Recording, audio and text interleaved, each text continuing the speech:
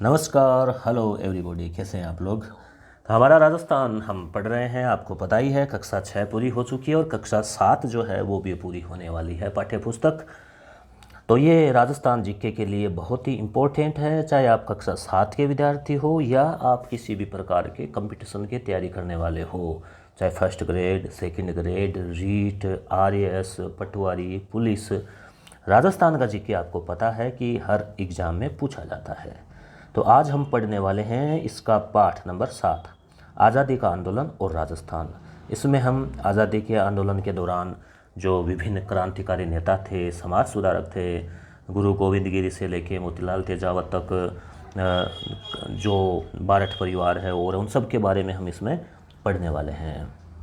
इससे पहले आपको बता दें कि अगर आप आरएस की तैयारी करने जा रहे हैं, आरएस 2021 के लिए आप प्रिपरेशन कर रहे हैं, तो अनअकैडमी आपके लिए बहुत अच्छा प्लेटफॉर्म रहेगा। आप घर बैठे जो है हर सप्ताह जो है नया बैच प्रारंभ होता है। 28 तारीख से प्रारंभ होने वाला जो बैच है, जिसके लिए टीम टीचिंग है, ये फैकल्टी है, तो आप अनअकैडमी जो ऐप है उसको डाउनलोड कीजिए और जो है उसका लिंक आपको डिस्क्रिप्शन में मिल जाएगा, जहाँ पर आपको जो है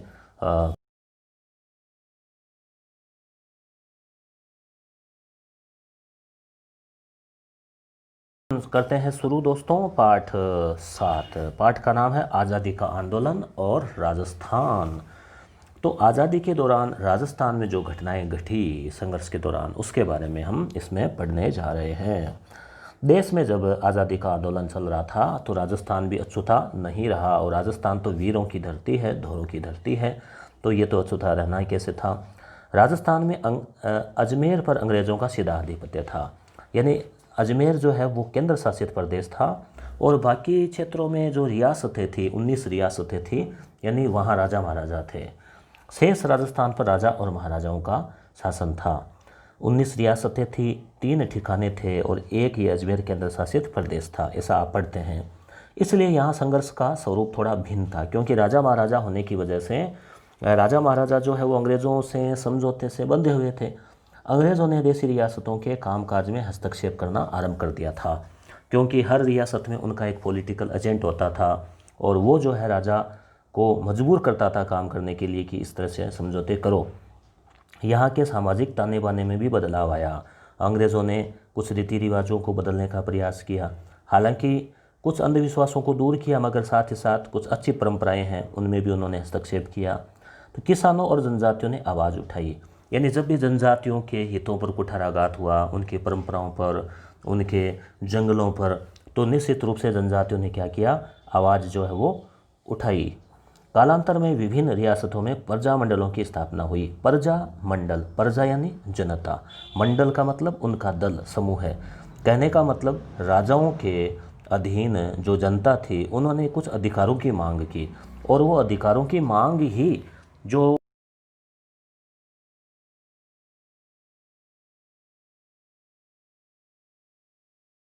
जागृत की, और बाद में राजस्थान के एकीकरण में महत्वपूर्ण भूमिका निभाई, यानी लोगों में संगठन और एकता की भावना पैदा हुई। अब हम बात करते हैं किसान आंदोलन की।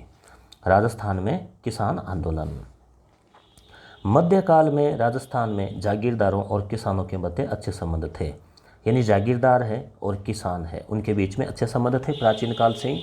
कोई ऐसा आंदोलन संघर्ष का हम इतिहास में कहीं नहीं पढ़ते। मगर जैसे अंग्रेज आए तो अंग्रेज़ों ने क्या किया, किसानों के ऊपर बहुत ज़्यादा कर लगा दिए, और अंग्रेज़ जागीरदारों को जो है वो दवा में लाते थे कि किसानों से ज़्यादा कर लो। जागीरदार फिर राजा को भी देते थे और राजा को अंग्रेज़ों को भी देना पड़ता था, तो इस तरह से कमीशनखोरी बढ़ गई, जिससे किसानों पर अत्याचार बढ़ गए।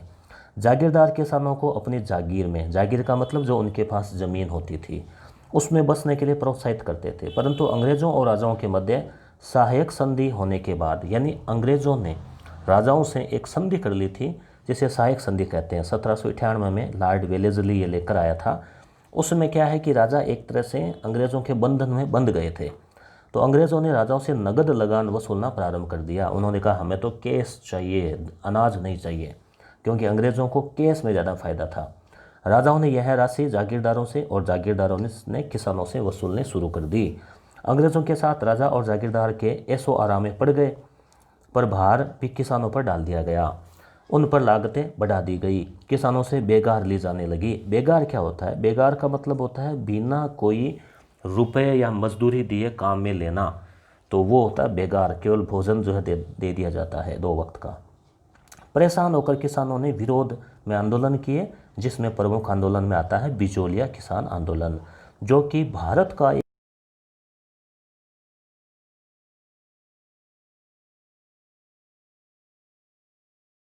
और लंबे समय तक भी चला। तो 2-3 इसको लेकर प्रश्न बनते हैं। पहला, अहिंसक आंदोलन और लंबे समय तक चलने वाला आंदोलन, राजस्थान के नहीं बल्कि भारत का। भारत में एक संगठित किसान आंदोलन की शुरुआत का श्रेय मेवाड़ के बिजोलिया आंदोलन को जाता है। बिजोलिया पड़ता है भीलवाड़ा में, और भीलवाड़ा उस समय मेवाड़ रियासत में आता था। इस आंदोलन की मुख्य विशेषता यह थी कि यह 44 वर्षों तक चला और पूर्णतया अहिंसात्मक रहा। और बिजोलिया जो वर्तमान में भीलवाड़ा जिले में है, तत्कालीन मेवाड़ रियासत का ठिकाना था, और यहाँ पर धाकड़ जाति के किसानों ने आंदोलन को प्रारंभ किया। यह आंदोलन मुख्यतः 3 चरणों में चला।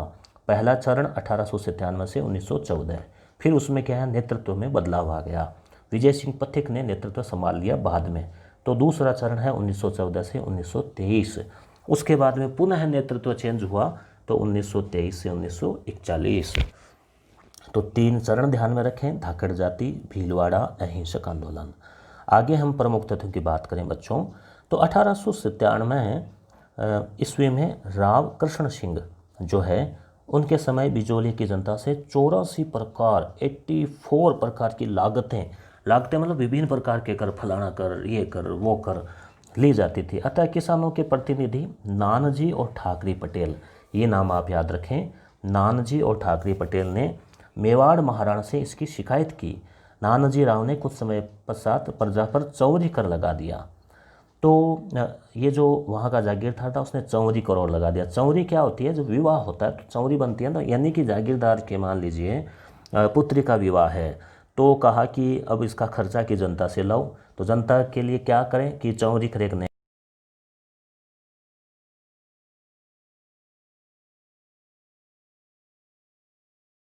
दान में छूट दे दी गई। राव कृष्ण सिंह की मृत्यु हो गई। उसके बाद में पृथ्वी सिंह जागीरदार बने। उन्होंने जनता पर एक नया कर लगा दिया कि भाई मैं नया बना हूँ, और नया बना है तो जो से राज्याभिषेक होता है ना, तो तलवार होती है, तो तलवार जो है उसका पूजन होता है, तो कहा तलवार बंदी। तो नया कर लगा दिया तलवार बंदी, कि नया जागीरदार बना है तो जनता से नया टैक्स। तो ये फिर मुसीबत जनता पर। किसानों ने साधु सीताराम दास, इसका नाम आप याद रखें, साधु सीताराम दास, फतेहकरण चारण और ब्रह्मदेव के नेतृत्व में राव की इस कार्यवाही का विरोध किया। तो बिजोली आंदोलन में शुरुआती कोई नेता का नाम आता है तो साधु सीताराम दास का नाम आता है, जिन्होंने सबसे पहले आवाज़ उठाई। इसके बाद की बात हम बात करें, फिर आते हैं बड़े नेता विजय सिंह पथिक। इस आंदोलन के दौरान श्री विजय सिंह पथिक ये आए थे, यूपी के थे और राजस्थान में आ गए थे। मूल नाम था भूप सिंह। 1917 में इन्होंने जो है मोर्चा संभाला। 16-17 में, 17 में इन्होंने ऊपरमाल पंच बोर्ड की स्थापना की। ध्यान रखना, ये प्रश्न पूछा जाता है अलग से, ऊपरमाल पंचायत। माणिक्यलाल वर्मा जो आदिवासियों के मसीहा है, उनका भी इनको साथ मिला। किसानों ने पथिक के नेतृत्व में आंदोलन जारी रखा। किसानों ने शांतिपूर्वक सत्याग्रह किया, गिरफ्तार होते रहे। आंदोलन का दूसरा चरण विजय सिंह पथिक के नेतृत्व में हुआ। तीसरा चरण जमनालाल बजाज के आंदोलन का नेतृत्व किया। 1941 में मेवाड़ के प्रधानमंत्री राघवाचार्य के आदेश से तत्कालीन राजस्व मंत्री डॉक्टर मोहन सिंह मेहता बिजोलिया गए। उन्होंने किसानों से समझौता करके उनकी ज़मीनें पुनः दिलवाई। एक लंबे संघर्ष के बाद आंदोलन समाप्त हो गया। अंजना देवी चौधरी, रमा देवी, नारायणी देवी वर्मा जैसी महिला नेत्रियों ने भी इस आंदोलन में योगदान दिया। तो महिलाओं के नाम आप याद रखना, यहाँ से प्रश्न जिक्के का बनता है। अंजना देवी चौधरी,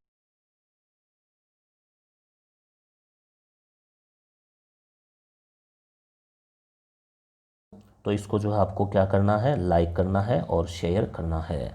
चैनल सब्सक्राइब नहीं किया है तो ज़रूर कर ले। मैं बेंगू किसान आंदोलन, बिजोलिया समझ में आ गया। बिजोलिया कहाँ? भीलवाड़ा, मेवाड़, साधु सीताराम दास, विजय सिंह पथिक, जमनालाल बजाज, ये नाम आप ध्यान में रखना। नानजी पटेल भी ध्यान रखना। बेंगू है चित्तौड़गढ़ में।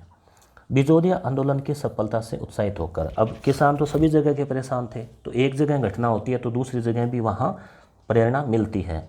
तो मेवाड़ में पड़ता है बेंगू ठिकाना, वहाँ के किसानों ने भी आंदोलन शुरू कर दिया।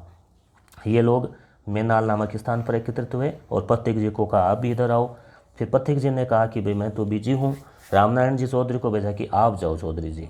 तो रामनारायण चौधरी ने किसानों का नेतृत्व किया और लंबे समय तक संघर्ष चला। राजा अनूप सिंह और इनके मध्य समझौता हुआ, मगर मेवाड़ सरकार और रेजिमेंट यानी अंग्रेज जो है ना वो तैयार नहीं होते थे समझौता मानने के लिए, वो ऐछू करते थे। तो सरकार ने जांच हेतु रेवेन्यू कमिश्नर ट्रेंच को भेजा। तो ये याद रखें, ट्रेंच जो है, ट्रेंच आयोग का संबंध, ये पूछा गया है एग्जाम में कई बार। ट्रेंच आयोग का संबंध किस किसान आंदोलन से? तो बेंगू से है, याद रखना। यानी एक ट्रिक याद रख लो कि चित्तौड़गढ़ का दुर्ग आप देखने जाओ तो टॉर्च ले जाना, टॉर्च, तो क्योंकि वो काफ़ी घना जंगलों में है। तो ट्रेंच याद रख लेना इसे, बेंगू। रेवेन्यू कमिश्नर ट्रेंच ने गोविंदपुरा में एकत्र किसानों पर गोलियां चलाने और गांव को जलाने के आदेश दिए। देखो अत्याचार देखो इनके। रूपाजी और करपाजी धाकड़ घटना पर शहीद हो गए। तो रूपाजी और करपाजी का संबंध किस आंदोलन से? बेंगू से। गोली लग गई इनके, कई किसान घायल हुए। लास्ट में प्रशासन को झुकना पड़ा और 53 में से 34 लाख थे जो है वो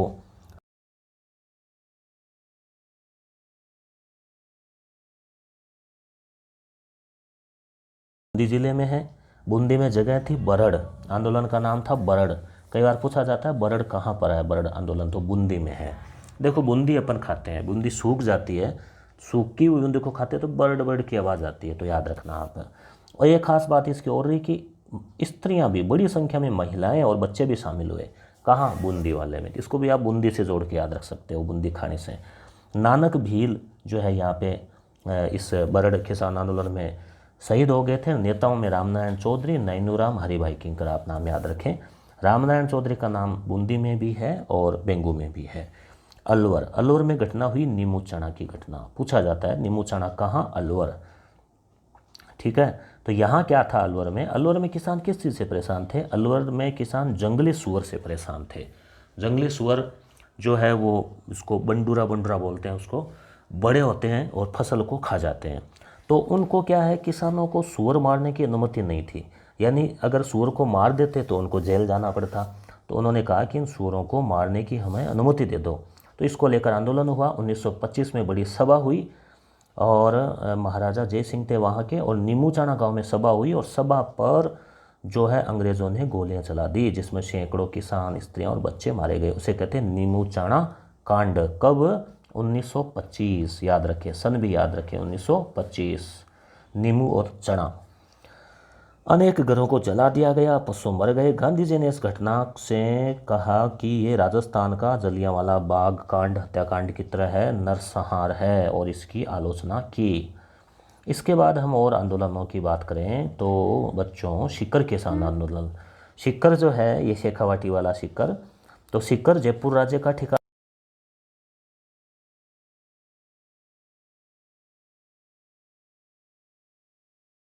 मृत्यु हो तो भार किसान पे, नया जागीरदार बने तो भार किसान पे, चौधरी कर भार किसान पे। तो किसान बेचारे तंग आ गए। वर्षा की कमी होने और लगान की दरें कम नहीं हुई, वर्षा भी कम हुई और अकाल पड़ा, फिर भी लगान दरें ली गई। तो किसानों ने विरोध किया, उन पर अत्याचार हुए, किसानों पर गोलियां चलाई गई। अब ये जो आंदोलन है इसकी चर्चा लंदन के हाउस ऑफ कॉमन्स में हुई। ये प्रश्न कई बार जो है एग्जाम में, चाहे आरएस एग्जाम हो, पुलिस पटवारी हो, पूछा गया है कि कौन से राजस्थान के आंदोलन की चर्चा लंदन में भी हुई, हाउस ऑफ कॉमन्स यानी वहाँ की जो लोकसभा है उसमें हुई। यानी वहाँ पर भी कुछ अंग्रेज ऐसे भी थे जो अच्छे थे या मान लीजिए विपक्षी दल के थे, तो उन्होंने कहा वहाँ क्या हो रहा है, शेखावाटी में गोलियाँ चल रही है किसानों पे और आप क्या कर रहे हो। तो इस प्रकार की बातें हुई। जयपुर राज्य की मध्यस्थता के बाद बंदोबस्त सुधार के लिए किसानों को कहा कि आप धैर्य रखो, आश्वस्त हो, लगान कम कर देंगे। सरदार हरलाल सिंह, नेतराम सिंह और पृथ्वी सिंह गोठड़ा इस आंदोलन के नेता है, तो ये भी आप ध्यान में रखें। शेखावाटी किसान आंदोलन। अब सीकर के अलावा शेखावाटी क्षेत्र में जो और ठिकाने थे उनमें जो हुए उनको सामूहिक रूप से दिया गया, जिसमें चीड़ावा के मास्टर कालीचरण ने सेवा समिति का गठन किया। नवलगढ़, मंडावा, डूंडलोद, बिसऊ और मालासर, ये 5 पाणे बोले जाते हैं। इनको शेखावटी के पंच पाणे, यानी ये जो 5 जो ठिकाने थे इनको पंच पाणे बोलते हैं। नवलगढ़, मंडावा, डूंडलोद, बिसाऊ और मालासर। आपको ये भी पता होगा कि ये क्षेत्र शेखावटी वाला ये हवेलियों के भी लिए जाना जाता है। हवेलियाँ, भित्ति चित्र किसानों ने लगान देने से साफ साफ मना कर दिया। मालासर के ठिकाने ने मालासर के ठिकानेदार ने किसानों की बेरहमी से पिटाई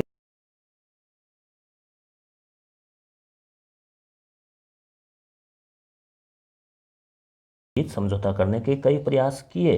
तो इसमें आप देख रहे हैं, देखो कि राजा की भावना जनता के साथ थी, मगर जागीरदार जो है उनसे लेके किसानों के बीच में होता रहता था तकरार। किंतु यहाँ का स्थायी समाधान आज़ादी के बाद ही हो पाया। अन्य किसान आंदोलनों की बात करें तो जैसे चंडावल में हुआ 1945 में, जिसमें लाठियों और भालों से प्रहार जो है किसानों को किया गया, उनको कुचलने का प्रयास किया गया। इसी तरह 1947 में डाबड़ा में जो है ये लगान लाग बाग को लेकर डाबड़ा कांड 1947, ठीक है। लगभग 600 किसान ठिकानेदारों के पास गए, बंदूक तलवारें भाले चलवाए, जिससे कई लोग हताहत हो गए। जनजातीय आंदोलन, तो ये तो थे किसानों के आंदोलन। अब हम बात करते हैं जनजातियाँ, जैसे भील है, मीणा है, ग्रासिया है, सहरिया है। उनमें भी चेतना को लेकर उनमें कुछ नेता हुए और उन्होंने एकजुटता में बांधा उनको और उनमें शिक्षा की अलख जगाई।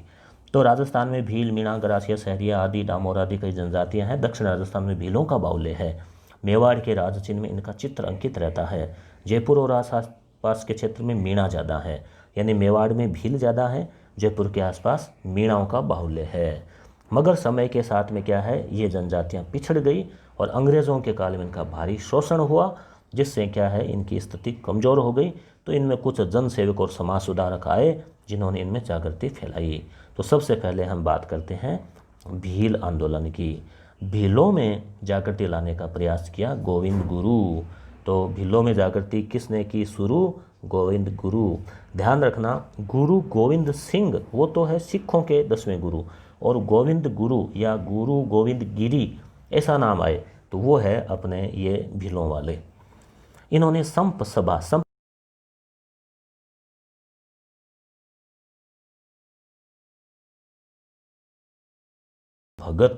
भगत आंदोलन।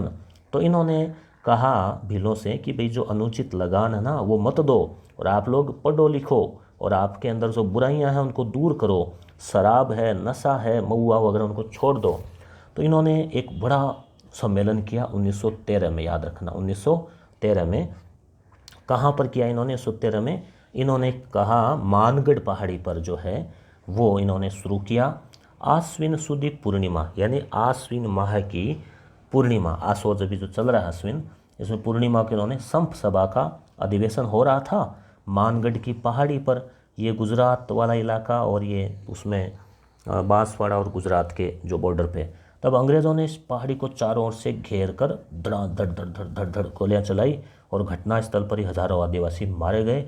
इस घटना को यानी इनका जो चलाएगा आंदोलन उसको भगत आंदोलन कहते हैं, और ये 1913 वाली घटना थी।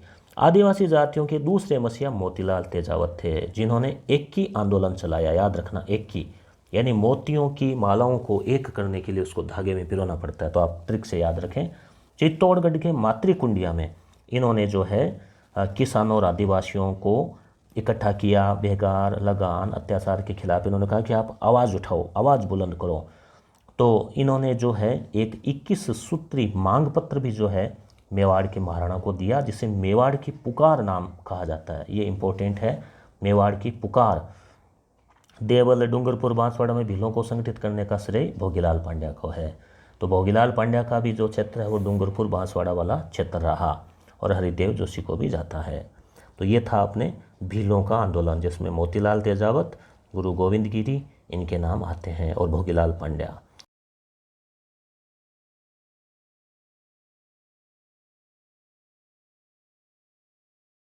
धीरे धीरे जो है मीणा जो इनका शासन चला गया था। उसके बाद में अंग्रेज़ों के टाइम में क्या है कि मीणा जो है वो चौकीदारी का भी काम करते थे और बदले में गांव वालों से चौथ वसूला करते थे।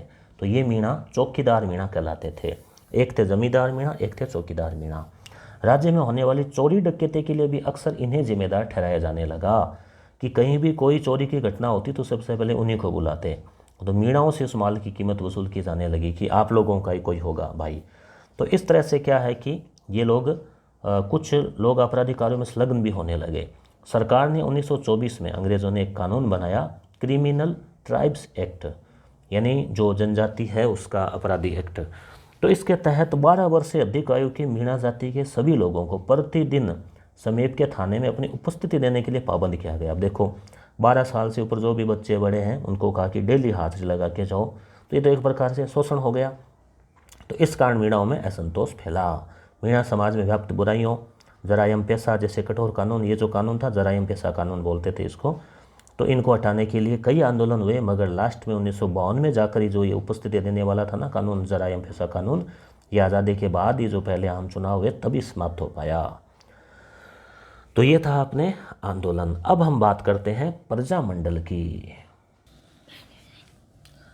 तो प्यारे बच्चों, अब आता है प्रजामंडल।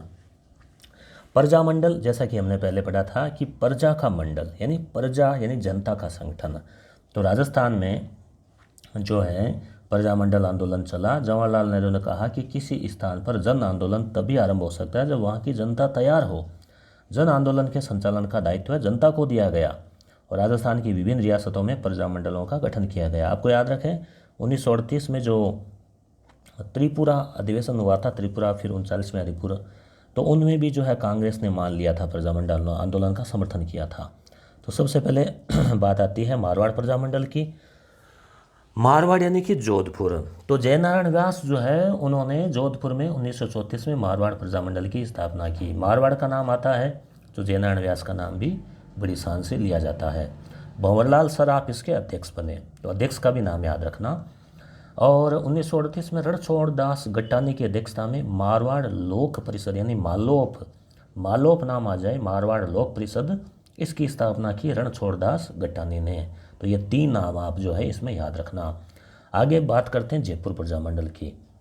तो जयपुर प्रजामंडल जो है वो राजस्थान का पहला प्रजामंडल था। याद रखें, मोस्ट इम्पोर्टेंट, ये प्रश्न कई एग्जाम में पूछा गया है। 1931 में कर्पूर चंद पाटनी और जमनालाल बजाज, तो याद रखना कपूर और बजाज उनके प्रयासों से जयपुर प्रजामंडल की स्थापना हुई और ये पहला प्रजामंडल था। और 1936 में चिरंजी लाल मिश्र के नेतृत्व में प्रजामंडल ने कार्य करना शुरू कर दिया। फिर हीरालाल शास्त्री भी अध्यक्ष रहे। तो आप ये 2 नाम आप ज़रूर याद रखना। मेवाड़ प्रजामंडल। मेवाड़ प्रजामंडल की बात करें तो 1938 को बलवंत सिंह मेहता की अध्यक्षता में, ये रीट एग्जाम में 2012 या 2013 में पूछा गया है। मेवाड़ प्रजामंडल के अध्यक्ष तो मेवाड़ वालों में था बल, तो बलवंत सिंह मेहता, ऐसे ट्रिक से याद रखें। और माणिक्यलाल वर्मा की भी इसमें महत्वपूर्ण भूमिका रही। बीकानेर प्रजामंडल मग्गाराम वैद्य और लक्ष्मण दास स्वामी, आप नाम याद रखना, मग्गाराम वैद्य, ठीक है। और कोटा प्रजामंडल में 3 नाम आते हैं, अबिन हरी, नैनूराम और तनसुखलाल। तो नैनूराम का नाम आप याद रखना। भारत छोड़ो आंदोलन में इसने भी भाग लिया। आप कमेंट करके मुझे बताएं कौन से प्रजामंडल ने भारत छोड़ो आंदोलन में भाग नहीं लिया था। फिर वहाँ एक आज़ाद मोर्चा बना। अब आते हैं प्रमुख जननायक गोविंद गुरु, इनके बारे में हम पहले पढ़ चुके हैं। डूंगरपुर राज्य में जन्म हुआ, दयानंद सरस्वती से प्रभावित थे। 1903 में समसभा की स्थापना की, भगत आंदोलन चलाया। 1913 में मानगढ़ पहाड़ी वाला कांड हुआ और फिर इनको जेल भेज दिया गया। भीलों में और गरासियों में जनजातीय जो जागृति का काम इन्होंने किया। इसके बाद हम बात करें संत सभा की बात हो गई और इनके जो उपदेश थे उसमें भी यही था कि स्कूल खोलना, बच्चों को पढ़ाना, ज्ञान का संदेश देना, रोज स्नान करना, ईश्वर में आस्था रखना, शराब मांस और लूटपाट से दूर रहना, मेहनत मजदूरी करना, यानी अच्छी अच्छी बातें थी। अर्जुन लाल सेठी, अब क्रांतिकारियों की बात करें तो अर्जुन लाल सेठी का एक कथन है कि अर्जुन लाल सेठी नौकरी करेगा तो देश को आज़ाद कौन कराएगा। तो इन्होंने जो है वो नौकरी थी वो छोड़ दी थी अंग्रेज़ों की। जयपुर में इन्होंने वर्धमान विद्यालय, 1907 है इसमें सन, वर्धमान विद्यालय की स्थापना की थी और ये जो है फंडिंग करते थे क्रांतिकारियों को। और इन्होंने जो है इसमें हम बात करते हैं कि अंग्रेजी, पारसी, संस्कृत, पाली कई के विद्वान थे और रास बिहारी बोस के संपर्क में आए। सशस्त्र क्रांति का दायित्व जो है सेठी जी के पास था और सेठी जी क्रांतिकारियों को प्रशिक्षण देते थे। केसरी सिंह बारठ, ये बारठ परिवार आप जानते हैं, केसरी सिंह बारठ, उनके भाई जोरावर सिंह बारठ और केसरी सिंह का लड़का प्रताप सिंह बारठ। पूरा बारठ परिवार जो है शाहपुरा भीलवाड़ा का राजस्थान के लिए जाना जाता है। तो सशस्त्र क्रांति से जुड़े रहे और चेतावनी चुंगठिया इन्होंने लिखा मेवाड़ के महाराणा फतेह सिंह को, और जो दिल्ली दरबार में जाने से रोका। तो कई जो है ये जाने जाते हैं बातों के लिए। विजय सिंह पथिक, ये भूप सिंह मूल नाम था, यूपी के थे, बुलंदशहर में। और बिजौली आंदोलन, उसके अलावा अन्य आंदोलन और उन इम्पोर्टेंट 1919 में राजस्थान सेवा संघ की स्थापना की, ध्यान रखना, वर्धा महाराष्ट्र में। इसमें और भी कई लोग जुड़े हुए थे।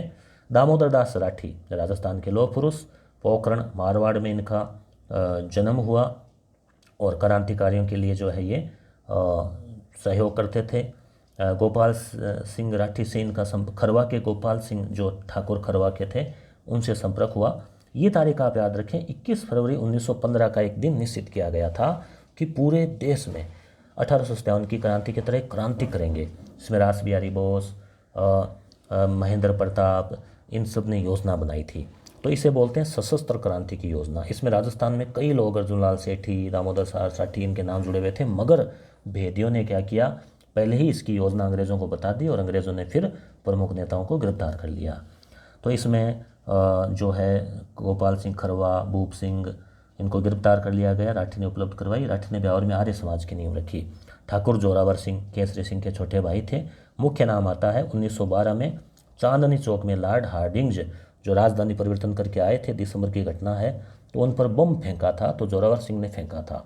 और साथ में इनके जो है प्रताप सिंह थे और योजना थी रास बिहारी बोस की। ठीक है, तो हालांकि जोरावर सिंह जो है वो कभी हाथ नहीं आए अंग्रेज़ों के। तो ये प्रश्न फर्स्ट ग्रेड 2013 स्कूल व्याख्याता में पूछा गया था कि ऐसा कौन सा क्रांतिकारी है राजस्थान का जिसको अंग्रेज़ कभी पकड़ नहीं सके, तो वो थे जोरावर सिंह बारठ। 27 वर्षों तक भूमिगत रहते हुए 1939 में इनकी मृत्यु हो गई।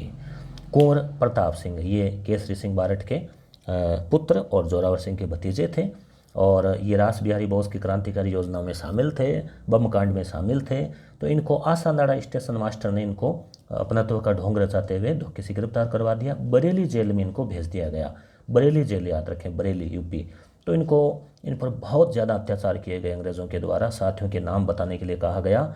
इनसे कहा जो अंग्रेज़ अधिकारी था, सीआईडी डायरेक्टर चार्ल्स क्लीवलैंड, उसने कहा कि तुम्हारी माँ जो है वो रो रही है तुम्हारे ऊपर, जो अत्याचार हम कर रहे हैं उसे।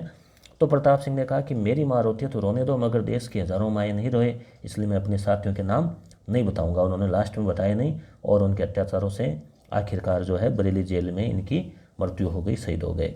राव गोपाल सिंह खरवा ठिकाने के थे, अजमेर के पास, और सशस्त्र क्रांति में इनका नाम आया और टाटगढ़ जेल में इनको नज़रबंद रखा गया। तो इस तरह से जो है ये राजस्थान के क्रांतिकारियों के नाम थे। अब देखिए प्यारे बच्चों, बेगार किसे कहते हैं? बिना मजदूरी दिए बलपूर्वक कराया जाने वाला काम, यानी बिना रुपए दिए। सत्याग्रह, सत्य के लिए किया गया आग्रह। लाग बाग, जो विभिन्न प्रकार की लागत। चौरी कर, बेटी की शादी पर लिया जाने वाला कर। चेतावनी रखा चुंगठिया, किसने लिखे चेतावनी रखा चुंगठिया, बताइए? केसरी सिंह बारठ ने लिखे थे। महाराणा फतेह सिंह को दिल्ली दरबार जाने से रोका था, 13 इसमें छोड़ते थे। राव सवाई कृष्ण सिंह के समय बिजोला की जनता से लागतें कितनी प्रकार की ली जाती थी? 84 प्रकार की लागतें जो है वो ली जाती थी। अब यहाँ आपको मिलान करना है। मारवाड़ प्रजामंडल, तो मारवाड़ में आ जाएगा नाम जोधपुर में जयनारायण व्यास। मेवाड़ प्रजामंडल, मेवाड़ में नाम आ जाएगा माणिक्यलाल वर्मा। जयपुर प्रजामंडल, तो जयपुर प्रजामंडल में जमनालाल बजाज। बीकानेर प्रजामंडल मगाराम वैद्य। कोटा में अबिन हरि नैनूराम आदि नाम आ जाएंगे। तो याद कर लेना आप इसको। कई बार यहाँ से सीधे प्रश्न परीक्षा कॉम्पिटिशन एग्जाम में भी पूछ ले जाते हैं। बकत आंदोलन, संप सभा, गुरु गोविंद गिरी। 1919 में वर्धा में राजस्थान सेवा संघ की स्थापना भूप सिंह यानी विजय सिंह के द्वारा की गई। किन्हीं 3 किसान आंदोलन, बिजोलिया याद रख सकते हैं, बेंगू है, शेखावटी वाला है। गोविंद गुरु दयानंद सरस्वती के विचार से प्रभावित थे। बिजोलिया किसान आंदोलन से आप क्या समझते हैं, प्रजामंडल से आप क्या समझते हैं, तो आप अच्छी तरह से समझते हैं, मुझे मालूम है। धन्यवाद।